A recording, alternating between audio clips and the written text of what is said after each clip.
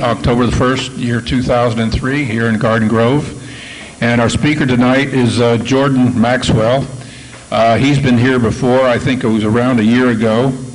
And he's tonight on the subjects that he knows so well, which is secret societies, hidden word meanings, and their influence on world events.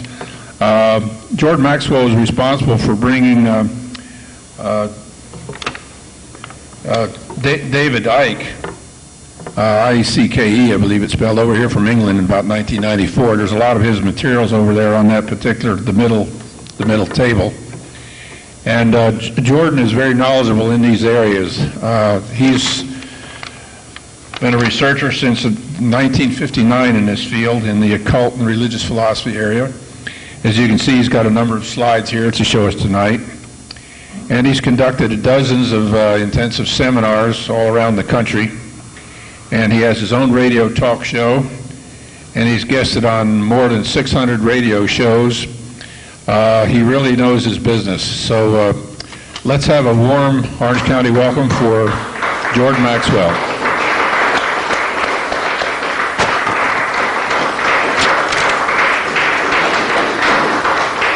Use the lapel mic? Yeah, I'll put that on, but thank you. Well, thank you very much for being here, and I appreciate being invited to speak. It's pretty much an impromptu meeting, and it's an impromptu lecture. I wanted to do a PowerPoint presentation, but I don't have a laptop tonight, so I'm going to revert back to the slides. But the subject I am dealing with tonight deals with the spiritual aspects of what's going on in our life today. Thomas Jefferson made an interesting comment. I think perhaps one of the most profound things I ever heard anyone say. Thomas Jefferson was quoted as saying, "I cringe, I'm in fear when I remember that God is just," meaning that you can think whatever you wish, but the bottom line is that that divine presence in the universe that men have called God is very, very exacting.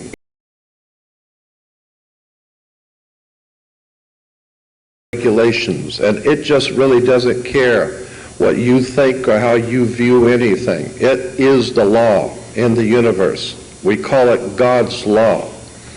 We talk about the fact that we're told to pray for God's kingdom to come and His will to be done on earth as it is in heaven. What are we talking about? A kingdom in heaven? Most people are totally misunderstanding the implications of those words. Kingdom in heaven goes back to an ancient concept of astrotheology. There is a profound presence in the divine presence in the universe, as I said, that men have called God.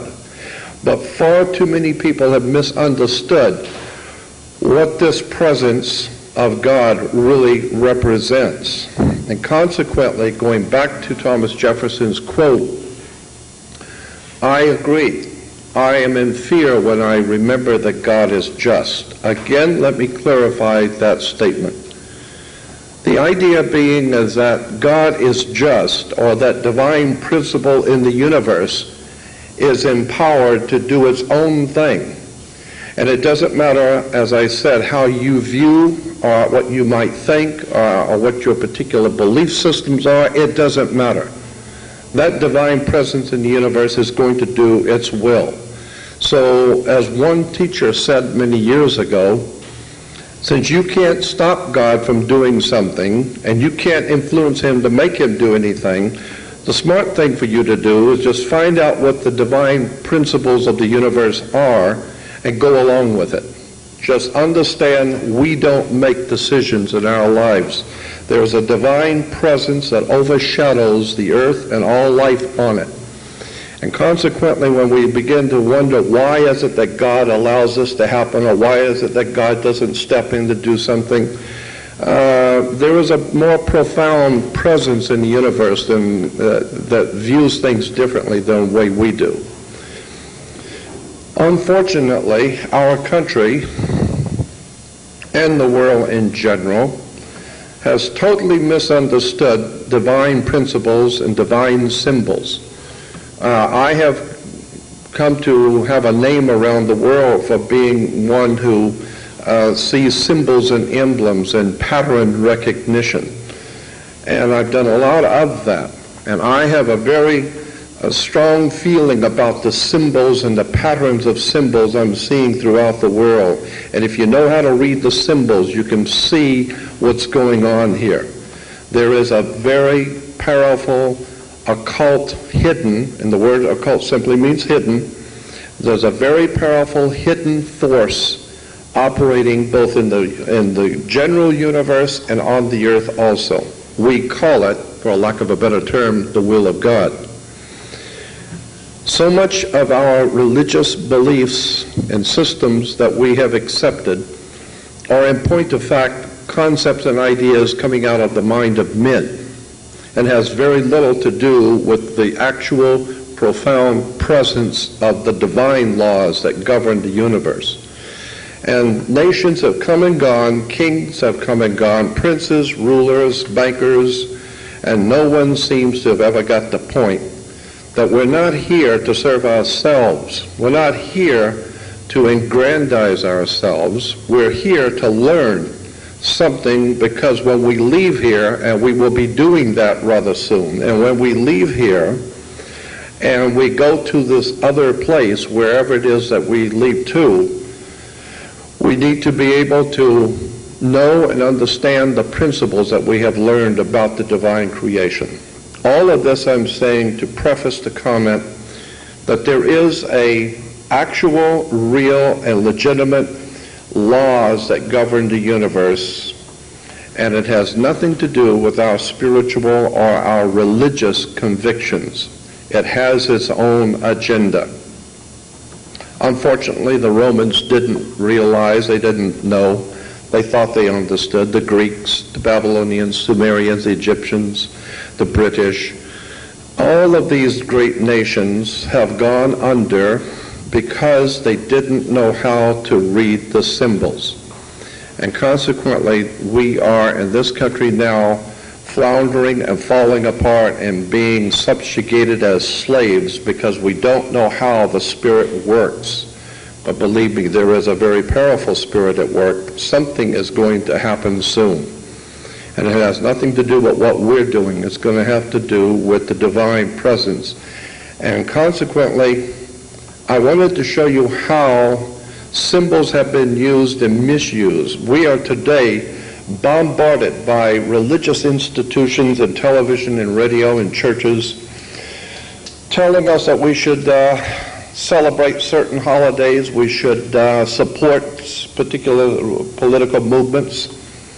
My mother once used to say that there's never been a political movement in the world that wasn't a little religious. And there's never been a religious movement in the whole earth that wasn't a little political. Politics and religion are actually one and the same thing. Because if you follow the works of Zecharia Sitchin, we find that in the ancient world, the kings represented both the temporal power, the power of government, but they also represented God. And we still are faced with people who believe that their word is God's law. It is absolutely amazing to me to see how many supposedly intelligent and enlightened people are deceived and brought under the influence of people who would present themselves as authorities in the world. Consequently, mankind is not being led, they're being misled. We don't have national leaders, we got misleaders. My friend Dick Gregory, who I love, Dick Gregory always says, the national leaders, you're just getting the government that the people represent. We get the kind of government we deserve. The leaders of this country are big and what we are small. We cheat on a little something here and there. They cheat on nations and kings, but it doesn't matter. Cheating is cheating. Lies are lies. It doesn't matter. But the thing that bothers me more than anything is watching how religions have misrepresented the divine presence, have misrepresented and deceived people into supporting things which is nothing more than political and financial institutions. I mean, my God, where do you think, just looking at words and terms should tell you something. The very word church, for instance, is an English word. C-H-U-R-C-H is an English word. Church comes from a Scottish word, kirk, K-I-R-K. Remember the old hymn, The Kirk of the Valley? Kirk is Scottish for church in English, but Kirk goes back, incidentally, that's why you have Captain Kirk and the good ship Enterprise, Captain Kirk. Go back to Captain Kirk, or Kirk being church in Scottish, is traced back to a goddess in Rome, Circe, and the Roman goddess Circe can be traced back to an even ancient or more ancient goddess, the goddess Circe in Greece. So the lineage is Circe in Greece, becomes Circe in Rome, becomes Kirk in Scotland, becomes church in English. Now in the ancient Greek world, Circe, Mother Kirk, Mother Church, Mother Circe, look it up in the encyclopedia. Circe was the goddess who was able to hypnotize people, bring them into her house, turn them into animals, and live off of them. And this is precisely what the church has done. It has hypnotized people, taken their nationality away, taken their individual creativity and spirituality away, and brought them into a corporate enterprise, and consequently has turned them into animals. And consequently today the animals are killing each other all over the world because of church, religion, philosophies. And this concept of God's chosen people, you know, we're told that in the Hebrew religion that that was the original monotheistic religion. I have a very high respect for holy writings, for the Bible, for the Old and New Testament, but I'm also a student of history. And one can read very simply that the Jews were never a monotheistic people, ever. The Hebrew religion was a heno, spelled H-E-N-O, henotheistic religion. Henotheistic is not monotheistic. Henotheistic means choosing one God out of many. So consequently, we're told that the Hebrew people were the worshipers of one God. Absolutely not. When you get into the background of theology and religion, you're going to find, as I have found, that Judaism is a main foundation for Western civilization, and that's why I'm talking about it. Judaism is the most eclectic religion on the face of the earth, in my opinion. I don't think there's another religion or a philosophy on the earth that has collected more from other institutions and from other peoples and amalgamated it into one religion. It's fascinating when you begin to see where these ideas and concepts come from in the Bible and in the Old Testament Hebrew. For instance, the Hebrews at one time were worshipers of the moon god. This is why in the Vatican and in France, in the Louvre Museum, the carvings and the sculptures of Moses having the lunar horns. I don't know if you've ever seen that, but Moses in the Vatican has horns. Why? It's because the horns were always referred to as the lunar horns. It was always a symbol for the moon god. Why? Because the moon in its lower quarter is like a horns. And consequently, this is why American Indian chiefs all had horns as the chiefs, and the Vikings wore horns. These were lunar worshiping peoples, the American Indians, Vikings, and the Hebrews. The moon god in Arabia, his name, the old Arabian moon god, was called Sin, S-I-N. That was his name, Sin.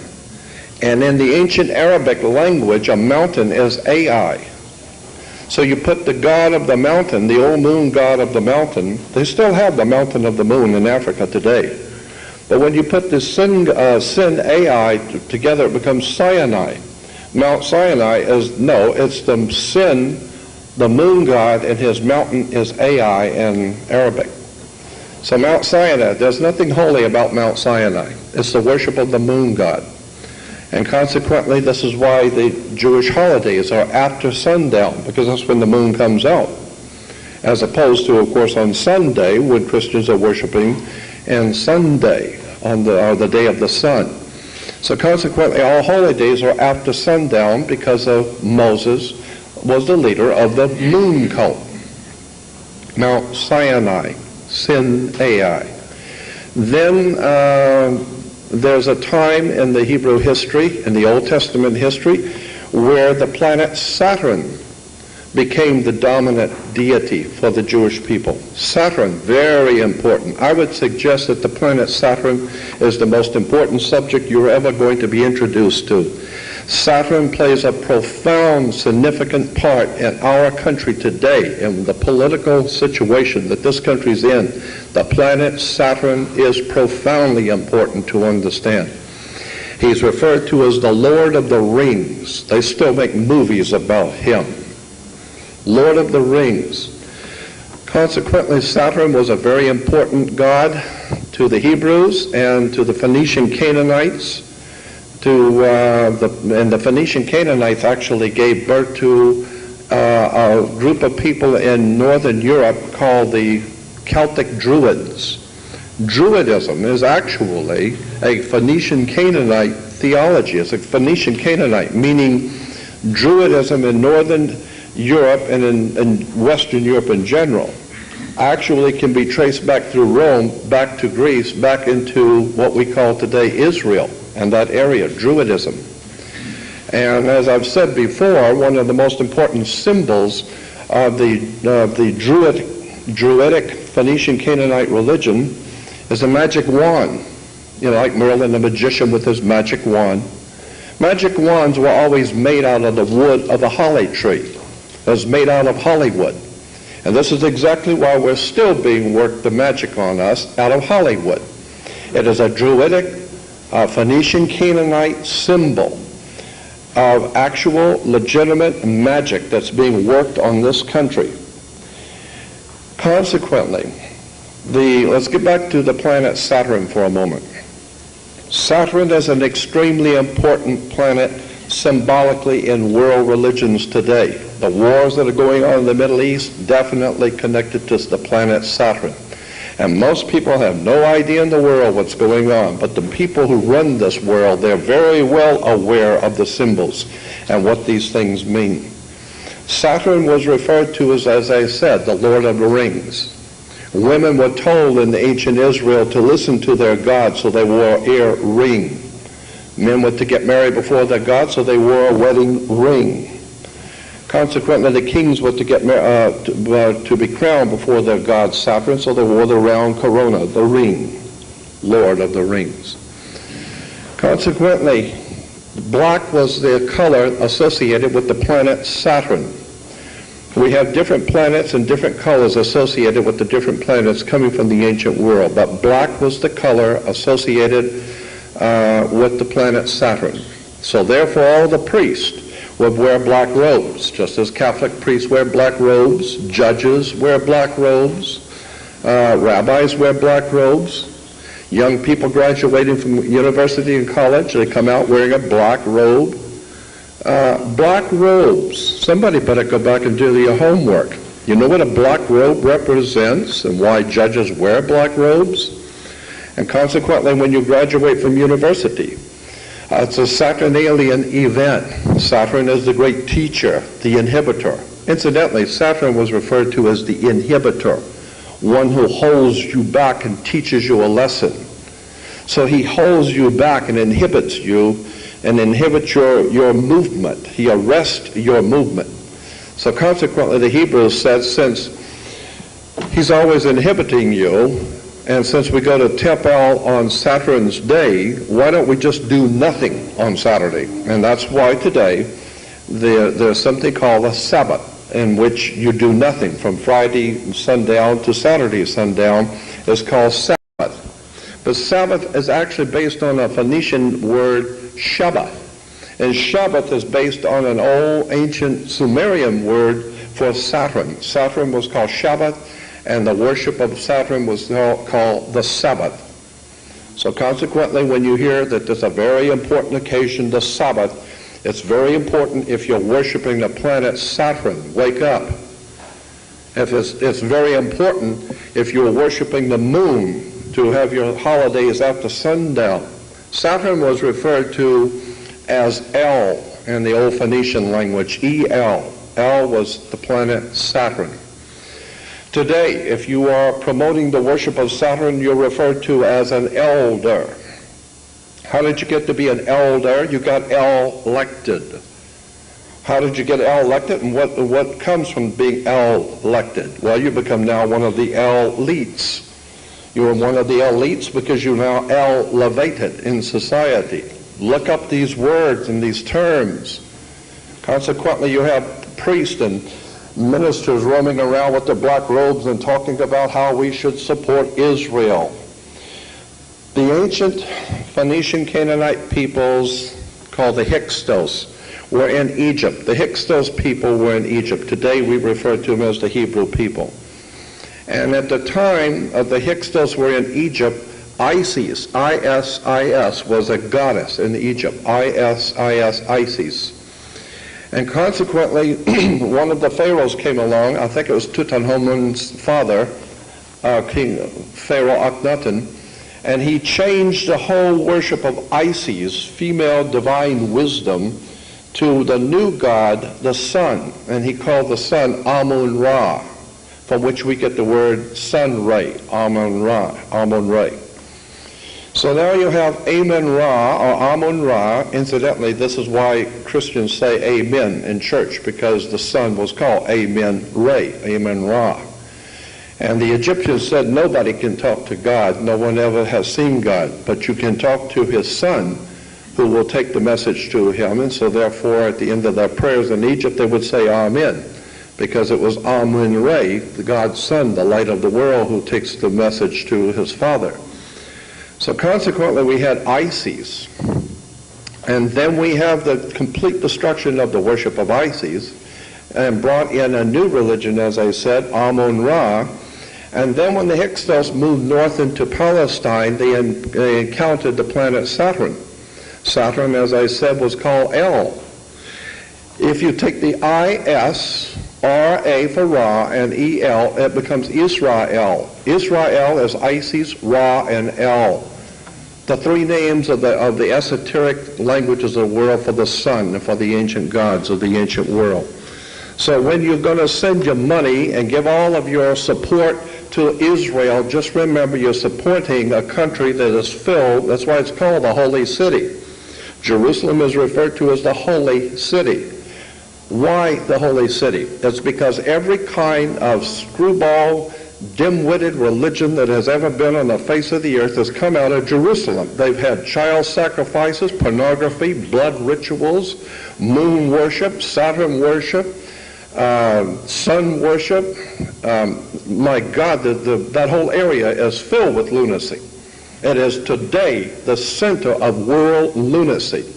And the secret societies and fraternal orders out of England, France, Germany, and America are manipulating the peoples of this world to support something called the reestablishment of Solomon's temple. If you understand that Solomon is simply the three words in the ancient languages for the sun. Sol, S-O-L, is Latin for the sun. Om is Hindu for the sun. And On, O-N, is the city of the sun in Egypt. The Greeks call it Heliopolis, but the Egyptians call the city of the sun On. That's why you flip a light switch on, because On was the city of the sun that brought light into the world. So Sol, Latin, Om, Hindu, On, Egyptian. Put it together, it becomes Solomon or Solomon. There was no King Solomon. There was no King David. I even asked a Rabbi Marvin Entelman many years ago. He's probably gone now. But many years ago, he was the president of the American Rabbinical Association. And I asked him, I said, Rabbi Entelman, tell me the truth. Did these people who actually in the Old Testament, did they really live? King Solomon, King David, Abraham, Isaac, Jacob, etc. And he said to me, look, it's a religion. The Catholics have got Father, Son, Holy Ghost. The Hindus have Brahma, Vishnu, Shiva. The Egyptians have Osiris, Isis, Horus. No, we're Jews. We got to have something too. I mean, it's just a religion, but we got to have something. So it's a triune God. It's always Brahma, Vishnu, Shiva. Osiris, Isis, Horus. Father, Son, Holy Spirit. It's always a triune God. So they came up with an idea of Abraham, Isaac, Jacob. There was no Abraham, Isaac, or Jacob. It's just a play on terms and symbols and words. And when you talk to the rabbis and confront them, they'll say, yeah, that's true. It's just a religious teaching. I mean, but, you know, was there Osiris, Isis, Horus? No, it's symbolism.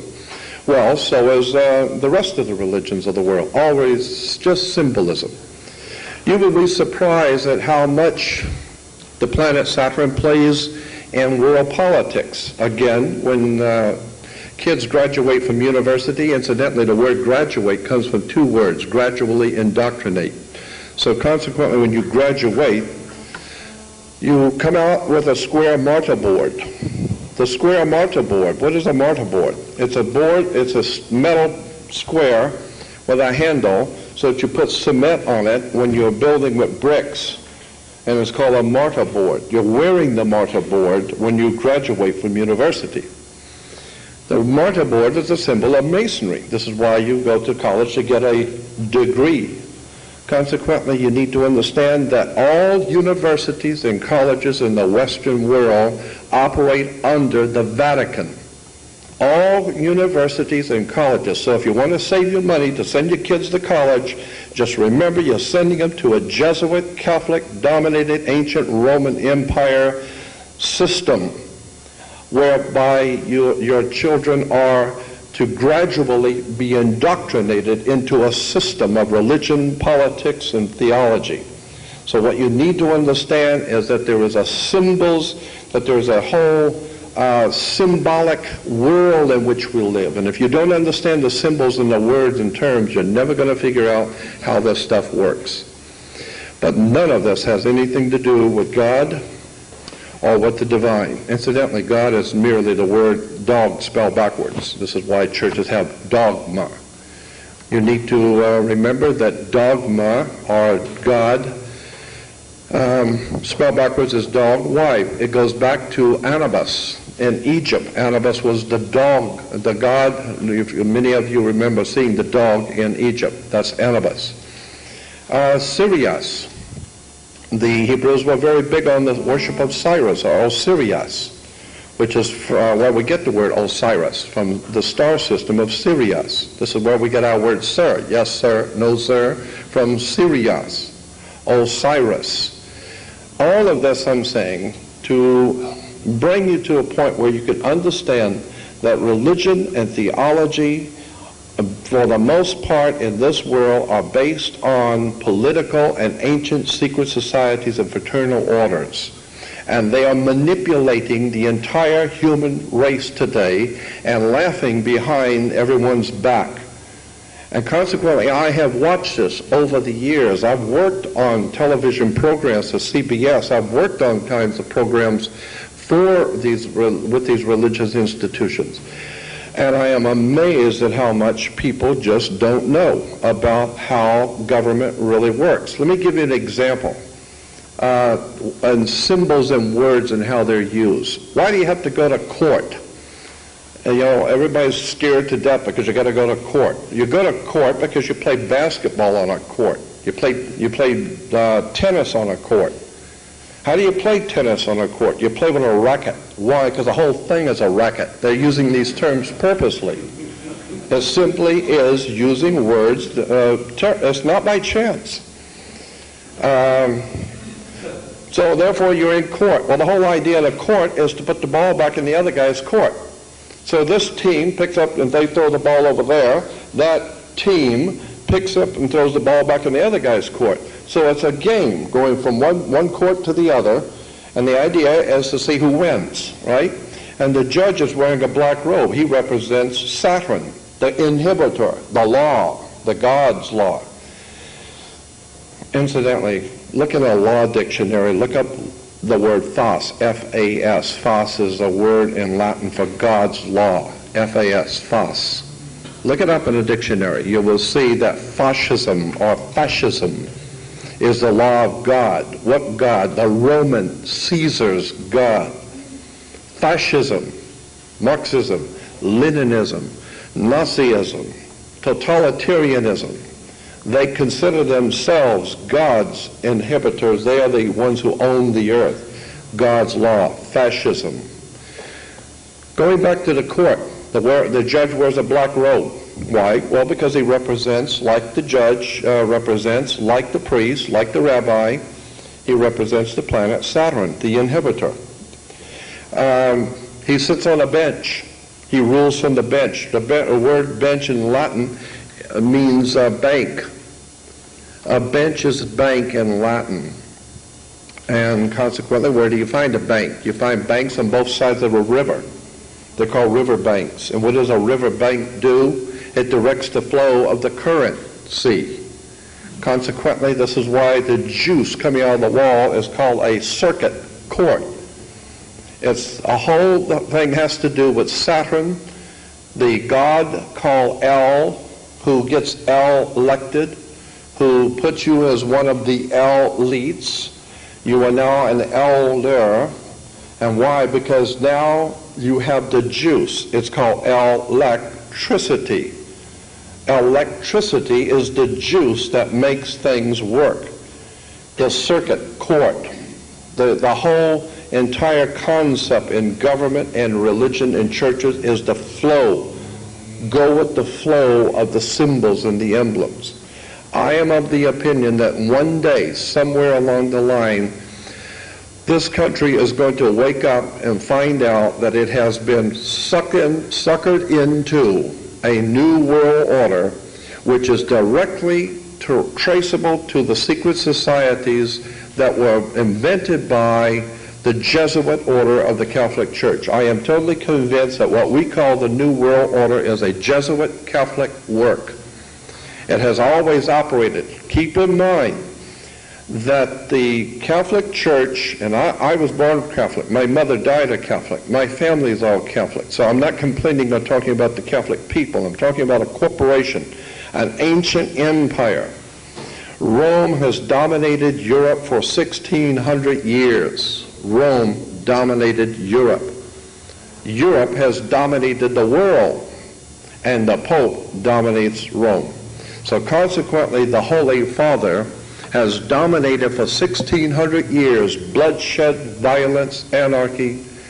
All of the most atrocious acts of inhumanity have been committed by the Roman Church as far back as the 4th, 5th, and 6th century. We know that the escapades of the popes, many of them were homosexuals, most of them were murderers. They were all offsprings of bankers. The entire Vatican system was a banking system. Today's Uniform Commercial Code is based on the old Vatican canon law. So once you understand, the church, government, politics are all interconnected, and the secret societies have been manipulating them all from day one. And I am of the opinion that there's never going to be a change in this country until people find out that there's a world of difference between being religious and being spiritual. And I believe that once you understand that the universe, that there are laws governing the universe, and once we get in tune with that, you're going to find out that God is still in control. We are not, but God is. I wanted to show you a few slides tonight because I got a lot of things I wanted to talk with you about. I wanted to do a PowerPoint presentation, but I don't have the laptop. And so I think what I'll do is I'll just give you an idea about how symbols and emblems work. Somebody a long time ago said, always trust a person looking for truth. Don't ever trust the one who's found it. Consequently, I don't present myself as the world's foremost authority on anything. I'm just an ordinary man pursuing extraordinary knowledge. I don't know who God is, but I know what it isn't. And I know that once you understand how the celestial bodies in our solar system affect us and affect each other, you'd be surprised how much the planets around in our solar system affect us. Are you aware of the fact, for instance, that the sun is pulled 4 degrees, according to the science, 4 degrees out of orbit toward the planet Jupiter? I learned that at an observatory once. The sun is pulled by the planet Jupiter 4 degrees out of orbit. So wherever Jupiter happens to be, the sun moves toward it 4 degrees. And if Jupiter's over here, the sun will move toward it 4 degrees. Why? It's because the electromagnetic force field, gravitational force field of Jupiter is so profoundly strong that it can even pull the sun toward it. Consequently, the ancient Romans said that Jupiter was the protector of our earth. He protects us. And in point of fact, that's true. Because we're being told all the time by so-called scientists that, oh, we're waiting for a comet to hit the earth and a great meteor or something hitting the earth. When anyone who's got 500 brain cells and has done any research on the subject knows that the gravitational force field of Jupiter is so strong that anything coming into our solar system is going to be sucked right into Jupiter. So most of the big comets or anything that would hit the Earth are never going to hit us because they're going to be hitting Jupiter to start with. Incidentally, very interesting, the very word Jew in the ancient or in the King's Old English, if you go back to the Oxford Dictionary of the English language and look up the word J-E-W, it will tell you that in the King's Old English, J-E-W was spelled, Jew was spelled I-U. And incidentally, pater, this is another interesting word, pater, P-A-T-E-R. Pater is an old Phoenician name for our word for God or for Father, for the Father God, pater. I-U and Jew and pater, Father God. You put the two together, it becomes I-U pater, I-U pater. And I's and J's are interchangeables. So you can make it J-U pater or Jupater. And this is where the word Jupiter comes from the combining of different words in the ancient languages. Again, what I'm saying here is that we need to understand, and that's an interesting word, understand. Anytime you're going to say, put a heavy weight up on the second floor, say you're going to be doing some construction and you're going to be putting a lot of weight on the second floor, you need to go downstairs and go up through the ceiling and check on the rafters and see what kind of foundation you're going to put that weight on to see if it's going to hold it. So consequently, you are standing under the thing you're studying. You're standing under to get understanding. This is where the word comes from. You need to stand under the foundation of a subject to figure out what you're doing here. And consequently, so many people do not know how to stand under a subject. You need to take hours of research to find out where these words come from, where do these systems arrive at, what do these words mean. And then you find out the word capital, for instance. The word capital is a Latin word in Rome for money. So if you don't have the capital, you can't do anything. Capital is money, is the word for money. Let me give you, now a lot of people understand the UCC process. Let me just give you a basic concept if you don't know. There are two basic kinds of law in the world, the law of the land and law of water. People live on land. So consequently, the law of the land is the law of the people who live on the land. That's what's called the law of the land. Well, the law of the land is different in every country. You can do things in Africa you can't do in Russia. I mean, you can do things in China you can't do here. Why? Because of the law of the land. People live on the land. But then there's something called the law of water. The law of water is called maritime admiralty. It's the law of water is the law of money. So when people say money goes through your hands like water, no, money is water. Under international maritime law is the law of water or money. Banks, they direct the flow of the currency. So consequently, when you understand how products that come in on a ship. I mean, the captain of a ship, captain of an airship, captain of a rocket ship, sailing ship, it doesn't matter. A captain is a captain. And captains occupy the same position as high priests, like the Pope. You don't think so? Mess around with on the ship and see if the captain doesn't have absolute sovereign power on the sea. Consequently, there's a law of banking called the law of the water, the law of the sea. And this is why when you sign documents in blue, that's a commercial signature is in blue. Why? Because the sea is blue. This is why the Navy has an admiral, Navy blue. All of these words are connected to an ancient system coming out of what we call ancient Israel or Phoenicia Cana. You've heard the name and you've heard the word Cana, Canaanites. The word Cana is a Phoenician word for banker or merchant banker. Consequently, merchant, merchant, is like mermaid. Merchant is someone who is actually using the water to make money, a merchant. That's why the Bible even talks about the merchants who make their great wealth on the seas of the world. Again, Uniform Commercial Code, Maritime Admiralty Law, directly connected to the Vatican Canon Law, directly connected to the old Phoenician Canaanite Maritime Admiralty Law. All of this stuff is being administered by secret societies and fraternal orders around the world, manipulating the whole human race. And virtually nobody has figured out how this stuff works. But let me tell you, it does work. Once you understand how the words and what the words mean and how, when you go into a court, if you're smart, you don't even have to go into a court. I am not the world's foremost authority on this subject, but I have been watching for the past 6 to 7 months something going on that I am personally involved in. And I have been watching what's happening with this situation.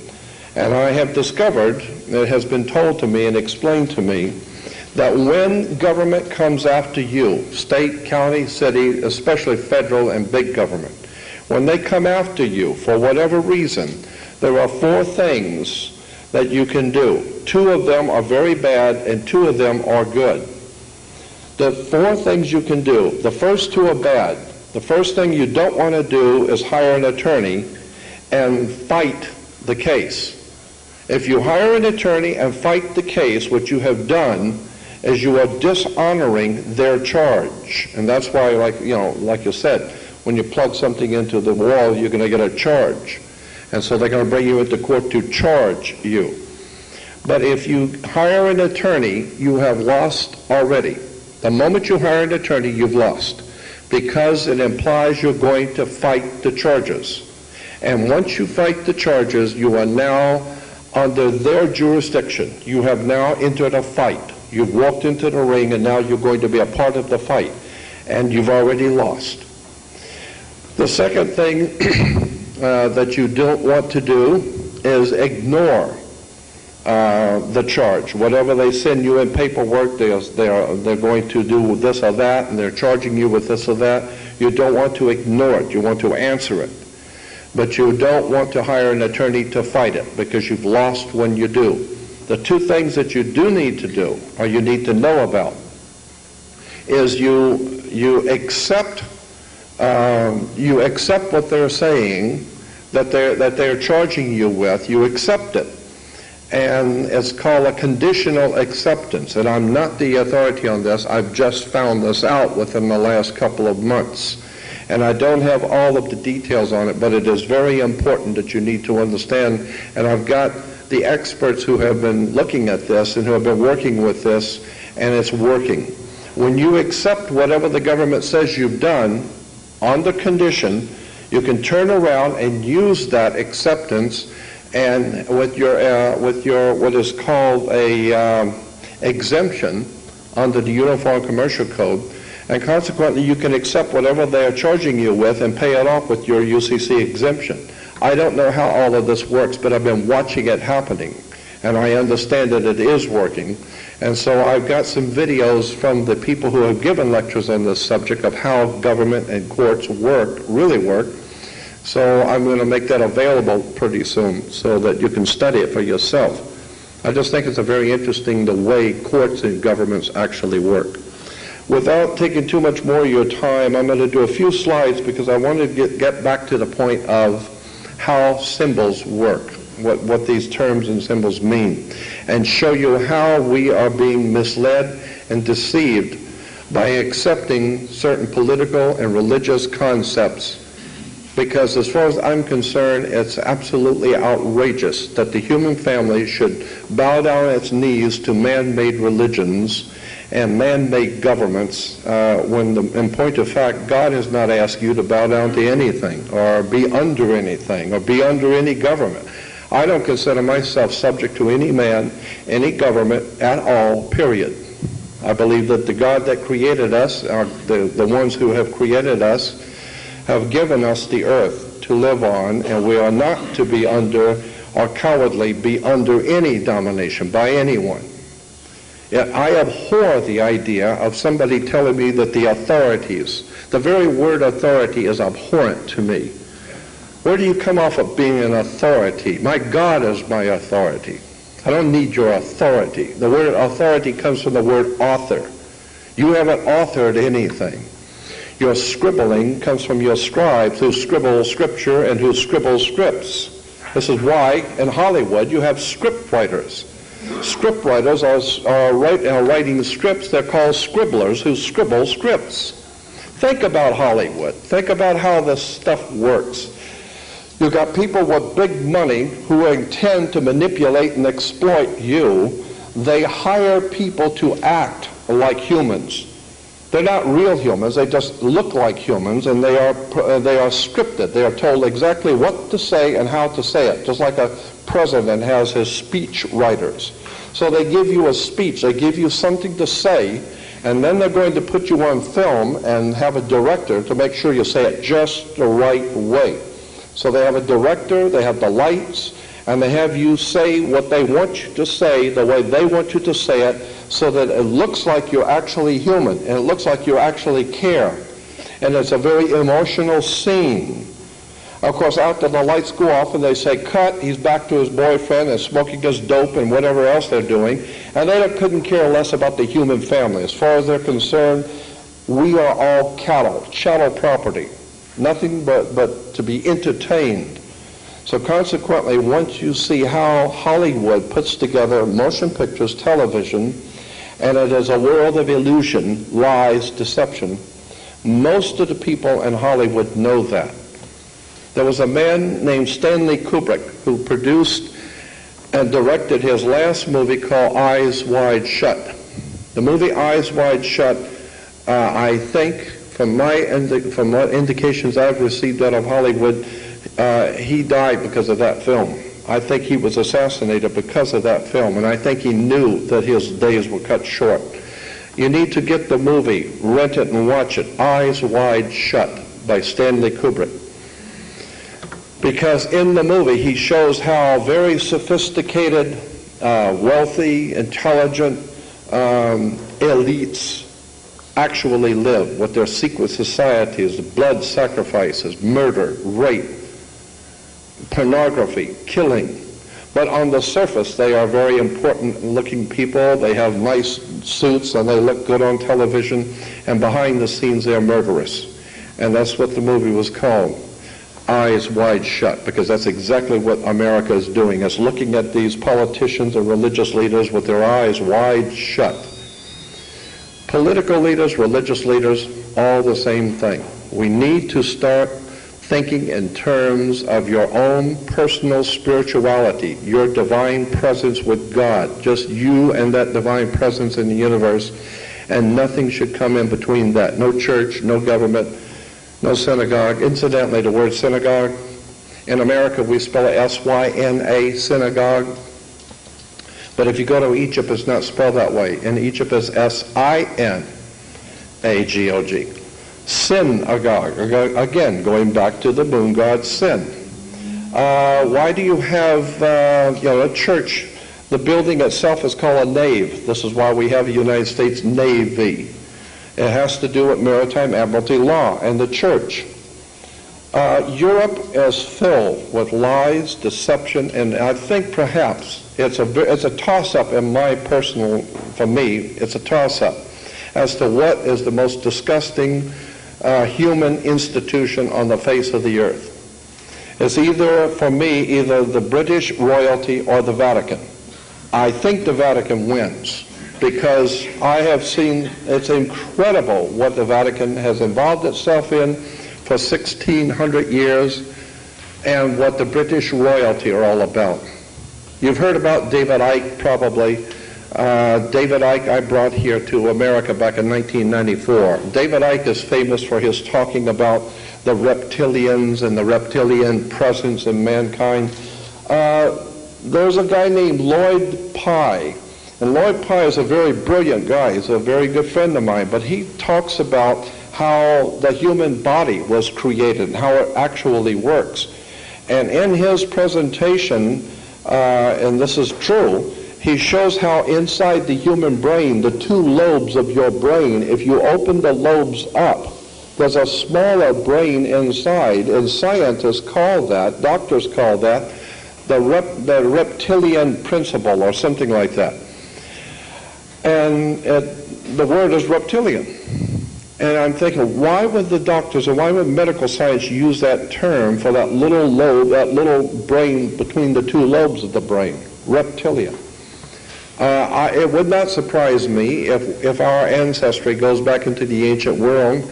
Michael Cremo is a brilliant guy who has been working for many years trying to show people that artifacts that have been found on the earth, artifacts that are at least 4 billion years old. They're finding things in South Africa, way, way down, thousands of feet down, carvings of little steel ball bearings kind of things, and they've got chiseling marks around them, all of them identical, and it's found in strata so far down, they are saying it's at least 4 billion years old, the strata.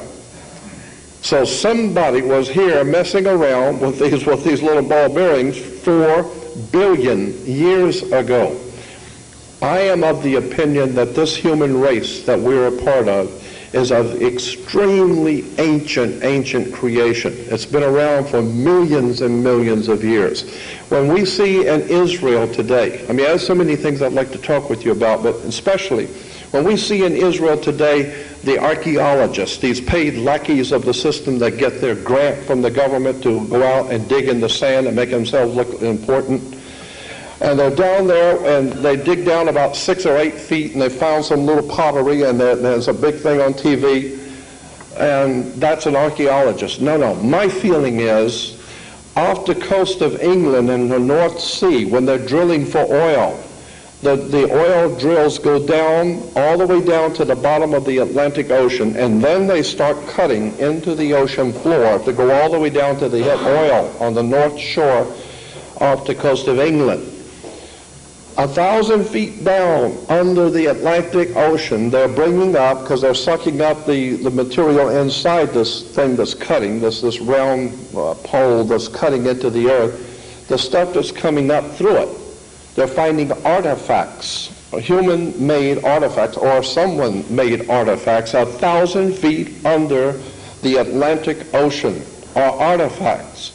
Somebody better do their homework and start looking at this, because it just don't fit with the Bible unless we're misreading the scriptures. And if you go back to Genesis 1:1, it says, in the beginning God created the heavens and the earth. That's not what it says in the original Hebrew. It doesn't say that. And then Genesis 1, well, what it does say, Genesis 1:1, is in the beginning the gods, Elohim, the gods, more than one, plural. The gods created the heavens and the earth. Genesis 1:2, it says, and the earth was without form and void. No, it doesn't say that in Hebrew. The word is tohu vohu. And the words are in Hebrew tohu bohu, which means, instead of reading it, the earth became a waste. No, the earth was without form and void. Tohu vohu is the earth became a waste and a desolation. Was not without form and void, but became a waste and a desolation. And in all the Hebrew Bibles, you see it. And in the Jewish reference works, you see it. Genesis 1:2 is misstated in the King James Bible. So I'm saying between Genesis 1:1, when the gods, in the plural, created the heavens and the earth, and Genesis 1:2 could be hundreds of millions of years. And it's called, and many of the scholars in the field of biblical archaeology know that there's a world of difference between Genesis 1:1 and 1:2. The human family could be millions of years old. I am totally convinced for my own self, that we are the product of a higher intelligence in the universe. I don't think that for 1 minute that we just evolved here. Evolution makes no common sense to anyone who thinks very deeply on it. I mean, what was one eye doing while the other eye was evolving? How come everything is balanced? How come fish have two eyes, just like all other animals have two eyes? The whole entire earth reeks of design. Somebody has been designing something for a long time. And once you begin to see how the human history, ancient history, is telling us something about who is in charge here, I believe that there is, in point of fact, right now on the earth, for a lack of a better term to describe it, extraterrestrial life forms. I'm totally convinced that they're here. I am totally convinced, too, for myself, that these extraterrestrial life forms are the exact same thing that the King James Bible is talking about when it says, in the beginning God created the heavens and the earth. Elohim. Elohim is not God. El is God in the old Phoenician language, and Elohim is like putting an S on the end of a word. We have C-A-R or C-A-R-S, making it plural. Well, in the old Phoenician or Hebrew language, El is God, but Elohim is plural. And so consequently, in the beginning, Elohim, or the gods, created the heavens and the earth. And then later on in Genesis 1:2, it says, and the gods said, come, let us make man in our image, after our likeness. What do you mean, come, let us? Was God talking to himself? Consequently, you begin to see how there's a lot hidden in the Old Testament that they haven't told you about yet. But the ancient rabbis knew it, and they talked about the presence of the gods here on earth, whoever they are. And I believe that this is exactly what we are facing today. We are told in the Bible that if you remember Abraham, the story is a metaphor. The story is a symbolic story telling you something. But 3 men come walking up into the camp, and Abraham saw the 3 men and went out to talk to them and had them sit down and have something to eat with him. That's in Genesis 8. And then we find out later the 3 men were actually God and his 2 accompanying angels. Go back and read this in Genesis. So if you're going to accept the Bible, you need to go back and read Genesis, where God sat down and had dinner with Abraham and his 2 angels. So the 3 of them look like men. I'm saying that the Hebrew or the ancient Jewish tradition says that their gods look like us. They have created us in their image. And there's a very good possibility that that's exactly the case, that we are an experiment of a higher race that has come here from another place, and we are actually connected to the stars. And we didn't even know it. We thought we just evolved here. No, nothing this complex as a human with a human brain and the human creature evolved anywhere. Somebody designed us. Obviously, even Christian people refer to it as God. God created us. I don't care how you view it. We didn't just get here by chance, and somebody else is in control, and you need to understand that whoever that one was or whoever they are in control and not us. I'm also of the opinion that many of the political leaders, like David Icke, who talks about the reptilians, I believe that it would not surprise me, I should say, that if we find out that political leaders are not actually human at all, that they very well might be the Elohim that the Bible talked about, who look like us. We're made in their image and likeness, but they're not like us. They don't care a damn about human life. They don't care about anything human. They're here to do one thing, and that is what they're good at, and that's to control the creature. So I'm thinking that it's about time we start waking up and taking back our own spirituality and getting in tune with the universe. There are so many things I would like to have you know and be aware of in relation to the way secret societies and subversive orders operate, along with the many slides I wanted to show you also. We could go on for hours on all of this. What time do we actually have till? We generally start packing up around 10 o'clock. We have to be up by 10:30. Good. I'm just going to go to 9:30. I'm going to forego the slides tonight because there are a few other things I want to talk with you about. I'll come back another time when we'll do a PowerPoint presentation I wanted to do anyway. It's much easier doing it that way. When we're talking about the political situation in this country, I am amazed at how many people have not done their homework and see the overwhelming and obvious implications of things which are happening in this country. Too many people have allowed Hollywood, the scriptwriters, the managers of civilization to manipulate our thinking. I think that the human creature is very, very powerful. I think that we are a very powerful creation. Our brains and our minds are extremely powerful.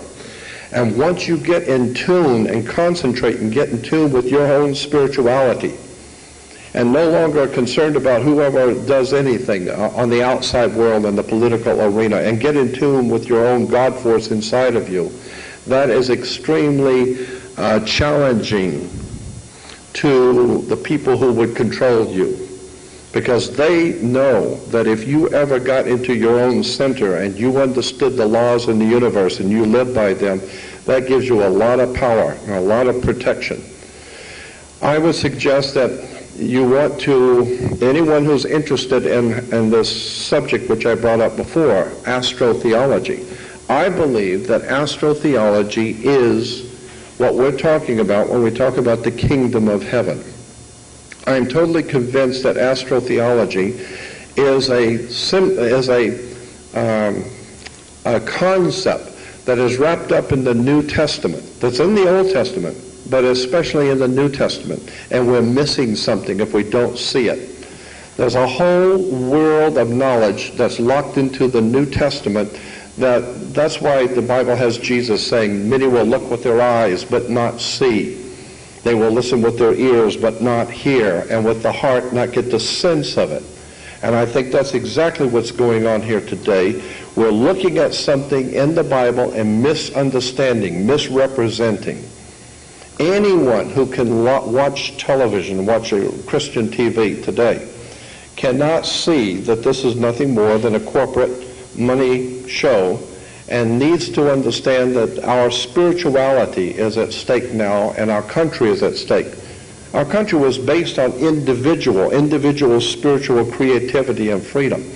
That's a concept that's been lost now. And the whole idea, and there's a word you need to look up. You need to look up the word new man. The word is N-U-N-E-W-M-A-N, new man. Like Paul Newman. Many of the Jewish people have different interesting names, like new man. That's a very important term. You need to do some research on it. Adolf Hitler talked about the new man. The Communist Party talks about the new man. Mussolini talked about the new man. Totalitarian dictatorships all talk about something called the new man. And it's always in quote. Go on the web and put in quote, new man, end quote, and see what comes up. All of the totalitarian dictatorships talk about something which they're working toward called the new man. And this new man, Adolf Hitler explained it better than anyone in my opinion. He said this new man is going to be a race of people on the earth who have lost all identity with the old ways of caring about people, love and family, etc., and they are going to be totally robots in our hands. Not going to have anything to do with the old order of living the way we have lived before. The new man is going to be one who has no connections with God, spirituality, or nothing else. He's merely an automatron. He's automated word control. And this is what we are today, word control. So I'm saying that while these people are trying to bring about something called a new man, I think that what they're getting ready to do is they're beginning slowly but surely to crush human spirituality, crush out of existence human freedom, and bring about a civilization that's based on fear and the law and obeying the powers that be. And somewhere along the line, I think that the Spirit, the one we call God, the Spirit, is going to do something on this earth, and it's going to be horrendous. Because somewhere along the line, Rome fell. Adolf Hitler could go as far as he could go and went no further, and he fell. I believe that the powers that be in this country are slowly but surely putting themselves into a position where the divine presence is going to do something very serious. This country is going to pay a terrible price for what we have allowed to happen. And the people are going to pay. And when you look around at the people who are going to pay, just remember this is the way it was in the Roman Empire. It was in all the other ancient empires. It doesn't matter. God is not one to be mocked. What you sow, you reap. There will come a day when this country is going to pay the price for what it has allowed to become and what the people have allowed themselves to become. So I think in conclusion, I would say that your need to become spiritually in tune with the rest of civilization, with the universe, is very important. And I think the way to do this is to quietly, and this is the way I have done it, and I've seen it work over and over, is quietly talk to the Spirit that is around you continually, this God force which is around you. Somehow or another it hears you, and somehow or another it deals with you. And consequently, I would suggest you talk to it, ask it to protect you, to help you, to open up your eyes, to see what you need to see, to why you're here, where you're going. You'd be surprised what that kind of thing will do. It's a very powerful force that's around you. It's called the God force. There are many, many different words can be used for it. I call it the Spirit. I'm suggesting that what we need to do is become more spiritual and get totally away from this whole manipulation of the human family, this new man that they're planning on having, because somewhere along the line I think this whole thing is going to collapse, and when it does, it's going to be a time when we have to depend on our connection with the Spirit to protect us. I see this coming very soon. I want to thank you because I will be able to come back another time and do a better presentation with slides. There's so many things I would like to say to you tonight. And one other point I wanted to make. I have some videos. I have a video of a television show, and maybe you didn't know about this. This is a TV show. I taped it off of television back in February of 2001. This is about 7 or 8 months before 9/11. And there was a movie, a motion picture, an hour movie about how the president and his cabinet got together and they planned on knocking down the World Trade Center with two 767 jets, blame it on the Arabs, and bring about a world war. And the whole movie is about how the 767s are flying into the World Trade Center and how it's all been planned. It was a movie. It was called The Lone Gunman. I cannot believe it. 8 months, 7 months before it actually happened, there was a motion picture on television called The Lone Gunman, in which the president with all of his cabinet are planning on flying two 767s into the World Trade Center. Incredible stuff. Again, that's Hollywood. They're telling you something. They're manipulating you with stories. This whole thing with Twin Towers. The Twin Towers, very important. This last, what is this last movie? What was the movie? It's called The Twin Towers. There's a new movie out called Twin Towers. Yeah, Lord of the Rings. The newest movie, Lord of the Rings, is subtitled The Twin Towers. Hollywood. What you need to know is that those twin towers represents Jacob and Boaz in the Bible. It goes back to Jacob and Boaz, the twin towers that were in all the way back to Samaria, Babylonia, Phoenicia, Canaan, Egypt, and to Greece and to Rome. Always there were twin towers. This whole idea of twin towers, this is why you see all of the different churches always have twin towers. There's a whole symbolism just in the concept of twin towers. So you need to understand we're being manipulated and exploited, and I, for one, have had enough. And I want to thank you for hearing me.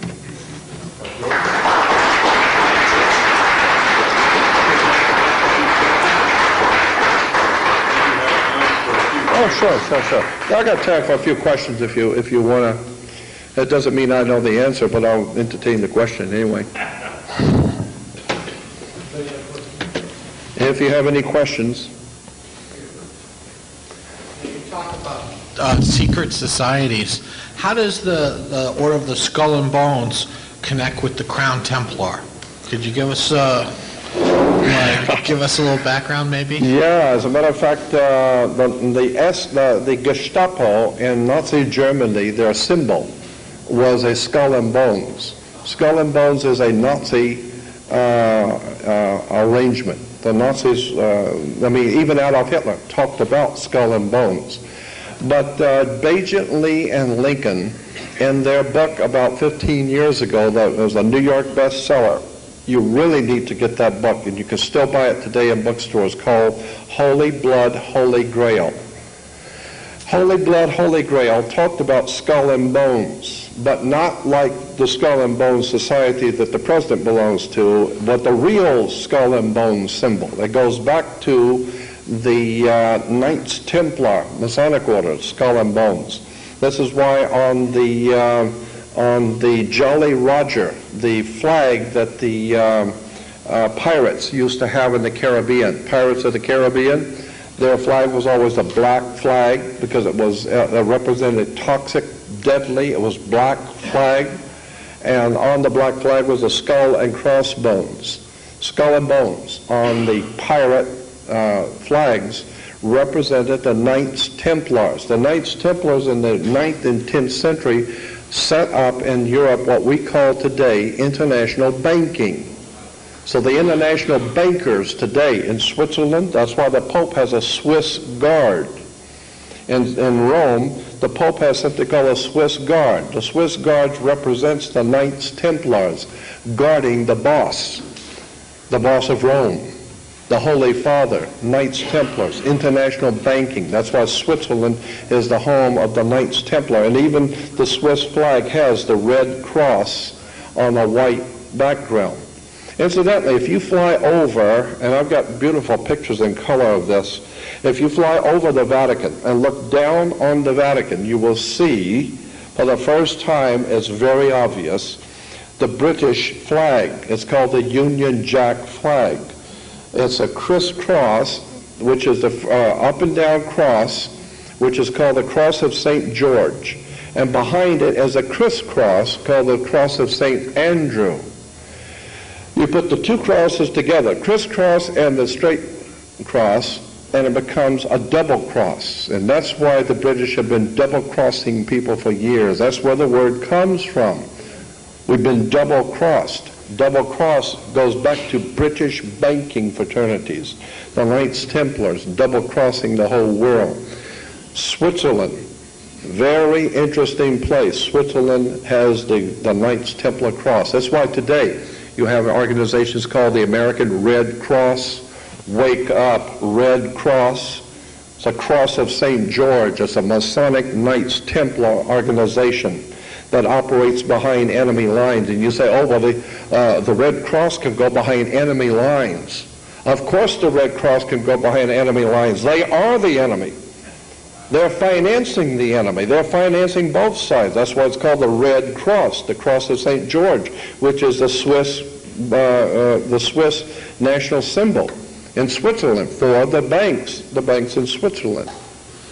I'm saying you need to understand how this stuff works. Skull and crossbones is very obviously a Nazi German ancient symbol, and in the Holy Blood, Holy Grail, They go into the old ancient stuff that the skull and crossbones connected to. Holy blood, Holy Grail. Yes. You mentioned the constellation Sirius. There's another constellation, Orion, and ordinarily I wouldn't know this, but I have known a Subaru car, a little Japanese car, and I was reading, I believe there's 7 stars in the constellation Orion, and when you look at a Subaru, I found out Subaru is a Japanese word for Orion, and if you look at the hood ornament on a Subaru, it has the 7 little stars on it tied together, and I was wondering what the significance of Orion is. You mentioned of Sirius. There's even a motion picture company called Orion Pictures. Yes, Orion is very important in the Jewish system. And the Jewish system of mysticism, the Pleiades, Orion, especially Sirius, all of these are very important to mystical Judaism. And as a whole, I got the reference works on that, but I would suggest just go on the web and put in quotes. And anytime you go on the web to do any research, make sure you put quotes around the word you're looking for. If you put in Orion is one thing, but if you put quote, Orion, end quote, then it will go directly to where that word is used the way you're looking for. So always put quotes around whatever it is you're looking for on the internet. Orion, very important. Go on the web because there's a lot of material on Jewish mysticism connected to Orion. That's why it's Orion Pictures.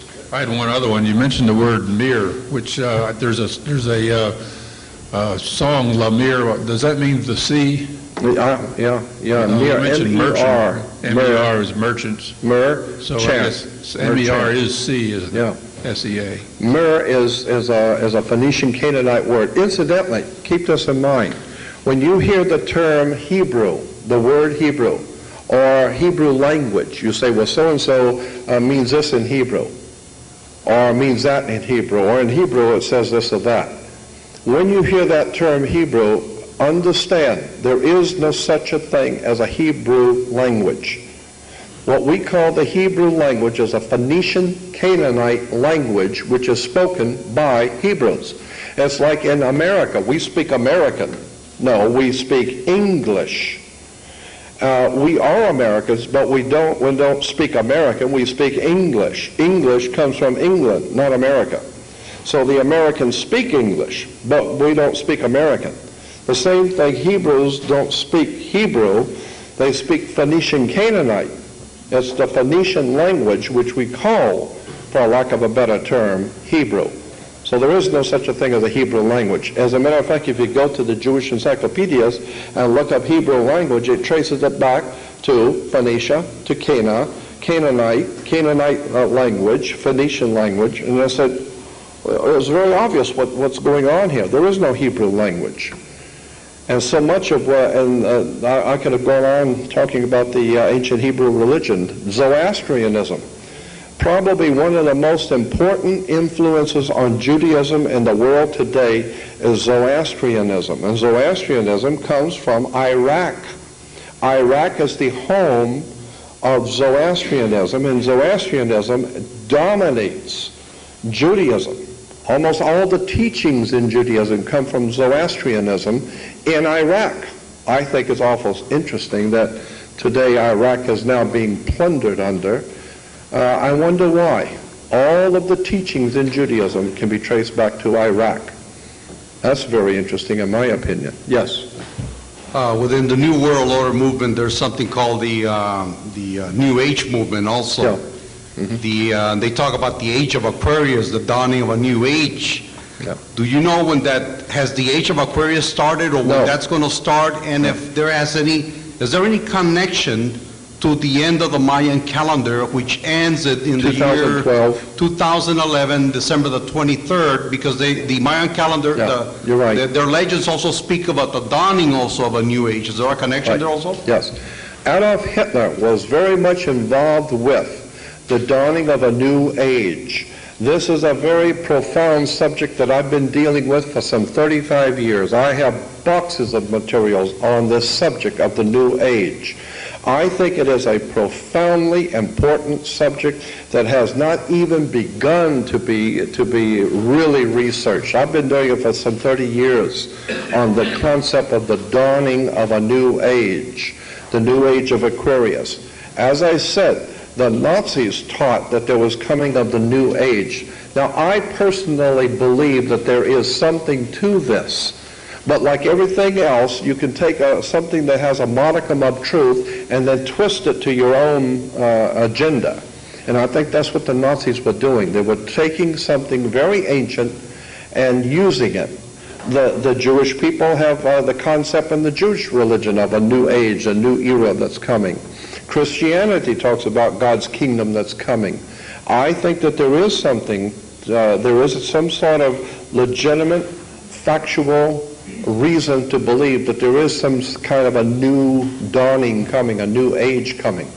But it's a very interesting subject. I would like to do 3 hours on just that one subject, the dawning of the age of Aquarius, because I think there's legitimately something to it, but it's been misrepresented by the Nazis, by the communists, by the fascists, and I think that something is on its way for our world. There's going to be a change coming soon. Interesting. You know, reading a book on the Mayan calendar, supposedly by the year 2012, when it ends, right, there will be a new calendar broken up into 28-day months. Mm-hmm. So it'll be whatever, and there's no longer going to be a 12-month cycle of the year. Well, yeah, a lot of people say, well, the Mayan calendar is saying it's the end of the world in 2012. No, not. I mean, that's, even in Christianity, you hear that term, end of the world. The word world was mistranslated. The word in Greek was aeon, A-E-O-N, aeon. Aeon is mistranslated world. In point of fact, it doesn't mean world, it means age. So Jesus said, I will be with you to the end of the world. No, I will be with you to the end of the aeon. I will be with you to the end of the age. The concept of what we call the new age is in the New Testament. The New Testament is a new age document talking about a coming new age, a new kingdom. And I think that this Mayan calendar subject is very closely connected to all the ancient world talking about some kind of a new dawn coming. I think that there's something to it. Right. You know, when I went to the Vatican 2 years ago, I saw an obelisk right in the middle of the Vatican.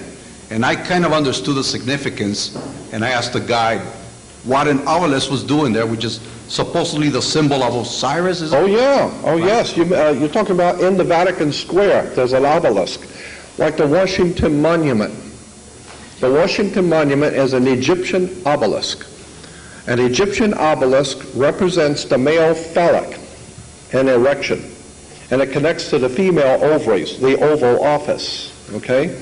So consequently, when you see the symbols in Washington, D.C., they're sexual. The male phallic over the waters of life connecting to the female ovaries or the Oval Office. You need to understand, as I said so many times before, we are continually inundated with symbols and emblems that most people have no idea in the world what they mean. Yes? Well, what's your opinion on Zion? Zion is a political movement out of France and Switzerland. If you go back to the protocols of the elders of Zion, the protocols were not Jewish at all, had nothing to do with Judaism at all. And the Jewish authorities today, when you bring up the subject of the protocols of elders, they will say, that's a forgery, that's a forgery. Wait a minute, what is a forgery? A forgery is a false document made to look like something which was real. So consequently, it's a play on words. When they say that the protocols of the elders of Zion is a forgery, I say, all right, if it's a forgery, let's look at the original then, of which this is a forgery, right? They didn't say it was not true at all. They said it's a forgery. Why? Because Zion, Z-I-O-N, that's a whole subject in itself, going all the way back to the Prieuré de Sion in France. This is why in the movie Indiana Jones and the Raiders of the Lost Ark, Indiana Jones, Raiders of the Lost Ark, the Nazis are looking for the Lost Ark. And the Nazis are being led in their hunting for the lost ark by a Frenchman. A French archaeologist is leading the Nazis. There's a connection here. Why are the French leading the Nazis looking for the Jewish lost ark? There's a whole bunch of interesting stuff tied up with Steven Spielberg's movies. This Frenchman represents the French occultist, the Prairie de Sion, the Holy House of Zion, Z-I-O-N, but it's not Zion, it's S-I-O-N, the Holy House of Sion. This is why in France there's a city called Sion, and in Switzerland there's a city called Sion. And the fraternal orders, the secret societies operating in Switzerland, in Sion, Switzerland, and Sion, France, are referred to as the Holy House of Sion, or Zion. So Zionism is not Jewish at all. Zionism, in point of fact, is Masonic. And it has to do with a Gentile domination of the world using an ancient concept and an ancient word. So it has nothing to do with Judaism at all. Zionism has nothing to do with being Jewish. Hey, thank you. It's a phenomenal world that we live in. And again, I want to say thank you for allowing me to be here with you.